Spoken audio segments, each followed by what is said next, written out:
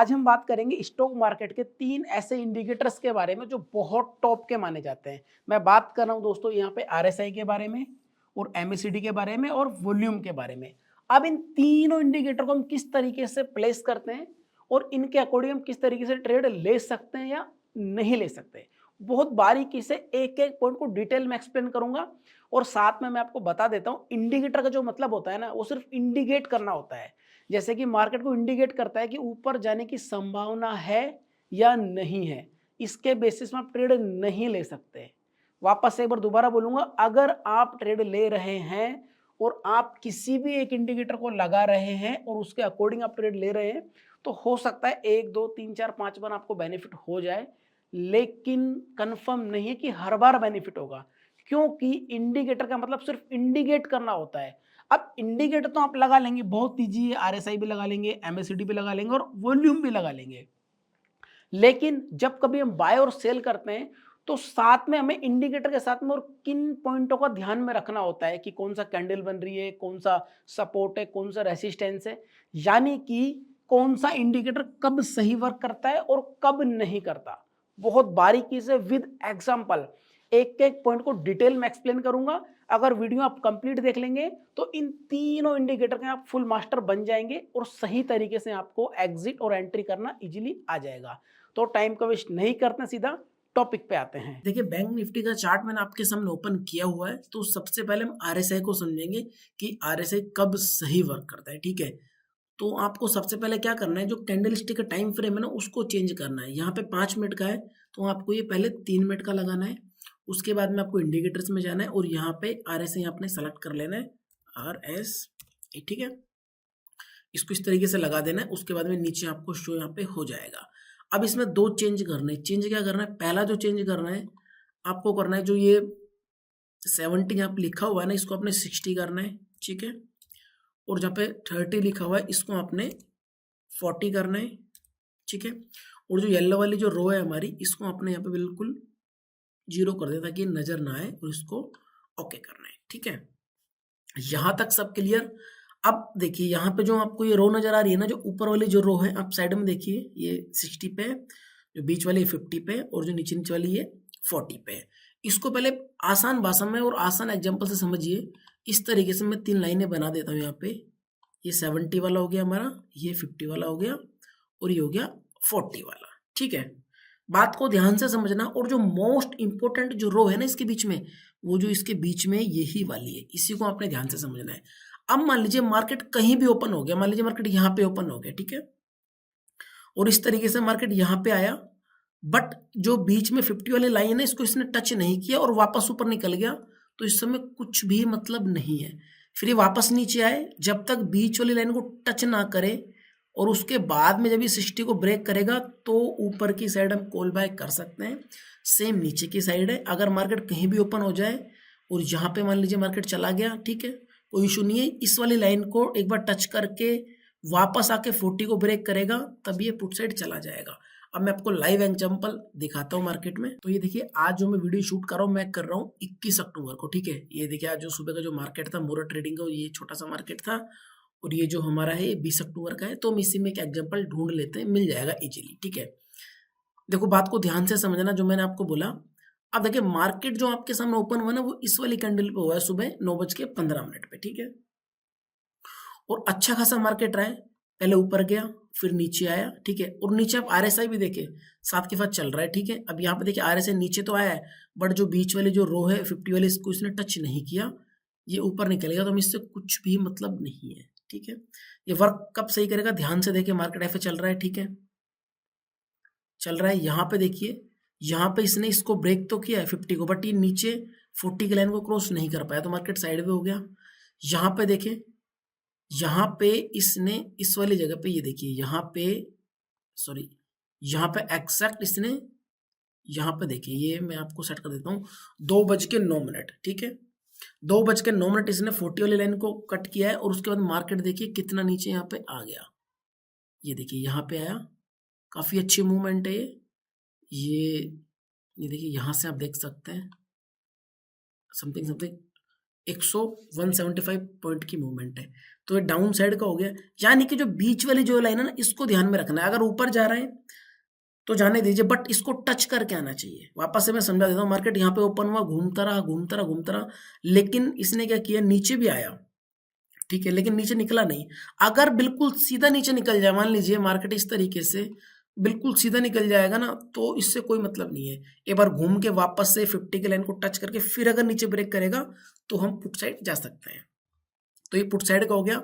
और ये जो एग्जाम्पल ही है 20 अक्टूबर का। अब मैं आपको दूसरा कॉल साइड का एग्जाम्पल दिखा देता हूँ आपको। अब 20 अक्टूबर का तो ये था, और उससे पहले जो मार्केट की ओपनिंग थी वो थी 17 तारीख को। 18 19 का सैटरडे संडे था तो ऑफ था। तो यहाँ पे देखिए, यहाँ पे आपको कुछ ना कुछ एग्जांपल मिल जाएगा। तो यहाँ पे देखिए कॉल साइड का आपको इजीली मिल जाएगा। मैं दिखा देता हूँ आपको। यहाँ पे मार्केट ओपन हुआ, ठीक है, यहाँ पे सिंपली मार्केट ओपन हुआ 9:15 पे, नीचे आया मार्केट, कोई दिक्कत नहीं है, ठीक है, यहाँ पे नहीं है। यहाँ पे देखिए इसने इसको टच तो किया नीचे 50 वाली को, लाइन को यहाँ पे टच किया इसने, ठीक है, और उसके बाद में ये यहाँ पे इसने इसको ब्रेक कर दिया। तो ये देखिए यहाँ पे कितना शानदार हमें कॉल साइड का मूवमेंट भी यहाँ पे मिल रहा है। यानी कि आरएसआई वर्क तो करता है, लेकिन कब सही वर्क करेगा, कैंडलस्टिक 3 मिनट पे होना चाहिए, ठीक है, और ये जो बीच वाले जो लाइन ना, इसको टच करके आना चाहिए एक बार। ऐसा ना हो कि यहाँ पे देखो 70, यहाँ पे 50, यहाँ पे 40, मार्केट में बिल्कुल सीधा निकल जाएगा, तो नहीं, कुछ भी नहीं करना। यहाँ पे मार्केट आए एक बार, ठीक है, थोड़ा वापस घूमे, 50 की लाइन को टच करे, फिर वापस नीचे निकले, तो ये सही वर्क करेगा, ठीक है। सेम ऐसा ही है, अगर ऊपर से नीचे आ रहा है इसको टच करे फिर ऊपर निकले, तो ये सही वर्क करेगा। और मैंने आपको स्टार्टिंग में बताया कि जो इंडिकेटर होते हैं ना, इसके बेस पर ट्रेड नहीं कर सकते, सिर्फ इंडिकेट करते हैं कि मार्केट किस साइड जाने की संभावना है। तो आरएसआई क्लियर हो गया, मैं उम्मीद करता हूँ। अब मैं आपको बताता हूँ एमएसीडी किस तरीके से वर्क करता है। एमएसीडी जो है वो इससे भी आसान और वेरी सिंपल है, आपको एक बार में समझ में आ जाएगा।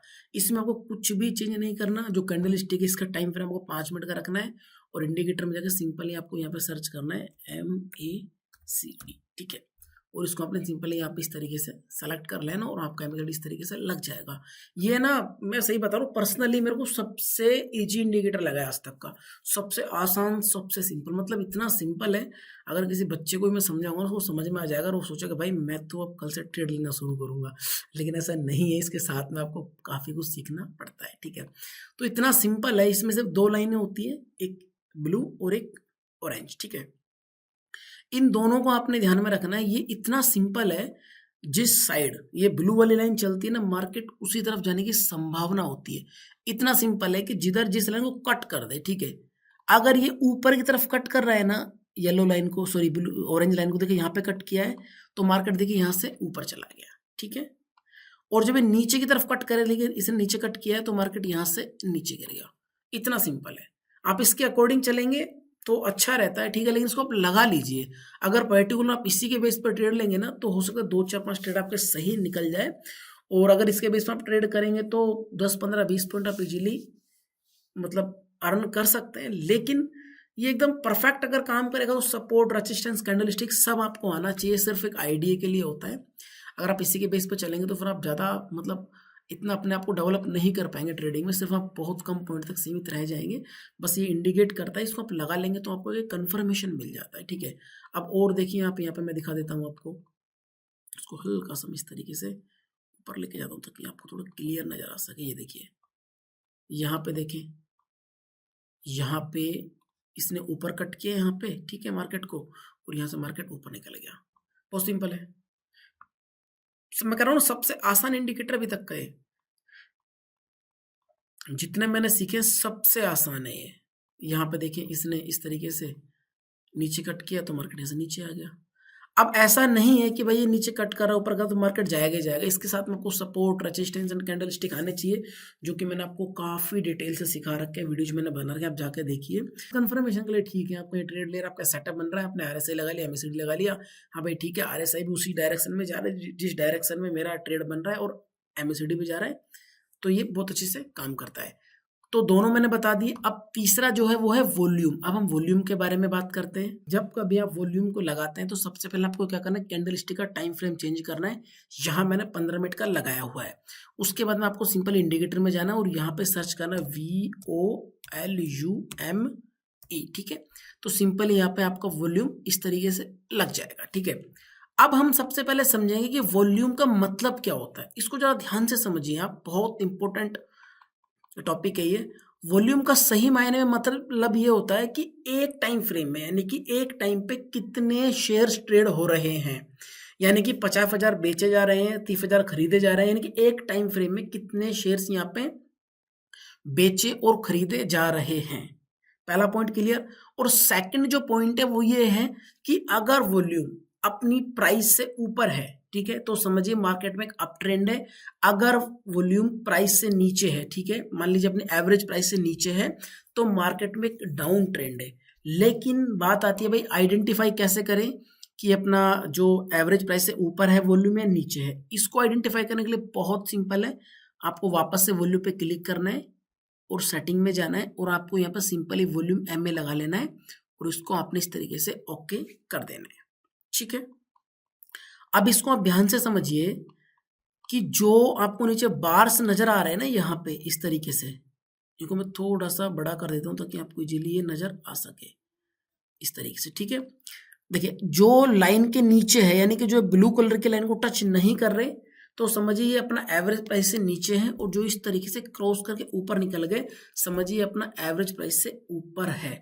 अब बेसिकली इसमें ज्यादा नहीं 3 से 4 सिनेरियो होते हैं, इनको आप पॉइंट बाय पॉइंट समझिए। अब पहला पॉइंट आप समझिए, अगर कहीं पे किसी स्टॉक का प्राइस इस तरीके से बढ़ रहा है, ठीक है, और साथ में वॉल्यूम भी आपको इस तरीके से बढ़ा हुआ नजर आए, यानी कि अपना एवरेज प्राइस से ऊपर नजर आए, तो सिंपल सी बात है बायर्स इंटरेस्टेड है और मार्केट को ऊपर लेके जाना चाहते हैं। वापस से आप समझिए, अगर साथ में प्राइस बढ़ रहा है और वॉल्यूम भी, ये जो ब्लू वाली जो लाइन है एवरेज वाली, ये जो मैंने लगाई मूविंग एवरेज वाली लाइन, इसके ऊपर है, यानी कि प्राइस तो बढ़ रहा है और साथ में ये बार्स भी बड़े बड़े आपको नजर आ रहे हैं कि वॉल्यूम भी बढ़ रहा है, तो सिंपल सा मतलब है बायर्स इंटरेस्टेड है और मार्केट को ऊपर की साइड लेके जाना चाहते हैं। इसका सिंपल सा मतलब है कि बुलिश और अप ट्रेंड है और ये बहुत स्ट्रॉन्ग वाला अप ट्रेंड है। अब दूसरा पॉइंट आप समझिए, अगर कहीं पे, ठीक है, अगर मान लीजिए कहीं पे प्राइस बढ़ रहा है, ठीक है, इस तरीके से मान लीजिए, जैसे कि आपको यहाँ पे नजर आ रहा है, प्राइस मान लीजिए इस तरीके से बढ़ रहा है, ठीक है, और जो वॉल्यूम है ये हमारे जो मूविंग एवरेज का लाइन इसके नीचे है, यानी कि ये कम हो रहे हैं, बढ़ नहीं रहे। वापस से समझिए, अगर प्राइस तो बढ़ रहा है, ठीक है, लेकिन जो बाहर से छोटे छोटे बन रहे हैं और ये मूविंग एवरेज से नीचे ही है, तो इसका मतलब ये है कि मार्केट में कभी भी रिवर्सल आ सकता है। 2 पॉइंट क्लियर किए। अब 2 पॉइंट मैं आपको और बताता हूँ। तीसरा जो पॉइंट है इसको आप समझिए, अगर मान लीजिए प्राइस इस तरीके से गिर रहा है, ठीक है, और वॉल्यूम आपके इस तरीके से बढ़ रहे हैं, तो ये एक बैरिश यानी कि वो ट्रेंड हो सकता है और यहाँ पे भी एक पैनिक सेलिंग आ सकती है, जो कि देखिए यहाँ पे आपको देखने को मिलेगी। प्राइस यहाँ पे इस तरीके से गिर रहा था और यहाँ पे इस तरीके से बार्स बड़े बड़े नजर, उसके बाद देखिए मार्केट किस तरीके से नीचे यहाँ पे गिर गया। एक सिनेरियो और इसको आप मैं और एग्जांपल इसका, यानी कि सॉरी इसको सॉरी एक एग्जांपल और बचा, इसको मैं यहाँ पे एक्सप्लेन कर देता हूँ। अब चौथा जो सिनेरियो है वो जस्ट इसके अपोजिट है। अगर मान लीजिए मार्केट इस तरीके से गिर रहा है, ठीक है, और जो आपके बार्स है ये भी कम है, यानी कि ये भी नीचे की तरफ बन रहे हैं, ये आपके जो एवरेज के नीचे हैं, तो इसका मतलब ये कि यहाँ पे करेक्शन चल रहा है मार्केट में भी। तो टोटल 4 सिनेरियो थे, मैंने आपको बता दिए, और आज के जो वीडियो था इसके अंदर मैंने आपको आरएसआई के बारे में बताया और एमएसीडी के बारे में बताया, और मैंने आपको बताया ये वॉल्यूम के बारे में। अब मैंने इनके बारे में आपको मोटा मोटा बताया क्योंकि इंडिकेटर है, सिर्फ इंडिकेट करने के काम आता है। अगर आपको ट्रेड ले रहे हैं तो आप इनको लगा लीजिए, ये आपको कंफर्मेशन दे देते हैं। अब इन तीनों के ऊपर पर्टिकुलर मैंने वीडियो बना रखी है। अगर आप मान लीजिए सिर्फ और सिर्फ वॉल्यूम के अकॉर्डिंग आपको ट्रेड करना है तो आप किस तरीके से कर सकते हैं, मैंने वीडियो बना रखा है, आप जाके देखिए, बहुत अच्छा वर्क करता है। इसके अकॉर्डिंग आप कर सकते हैं। और आरएसआई के ऊपर मैंने वीडियो बना रखा है और एमएसीडी के ऊपर बना रखा है, सिंगल वीडियो बना रखा है, आप जाके उनको देखिए, लिंक मैं उनका आपको डिस्क्रिप्शन में दे देता हूं। उम्मीद करता हूं आज का वीडियो आपको रियल में इन्फॉर्मेटिव लगा होगा। अगर वीडियो इन्फॉर्मेटिव लगा है और आज आपने कुछ नया सीखा है तो चैनल को जरूर सब्सक्राइब करें एंड वीडियो को लाइक करें। और कुछ भी डाउट है आपके मन में इन इंडिकेटर से रिलेटेड तो आप मुझे कमेंट करें, मैं हर कमेंट का रिप्लाई करने की पूरी कोशिश करता हूं। अब मैं मिलता हूं किसी नेक्स्ट वीडियो में, तब तक के लिए थैंक यू।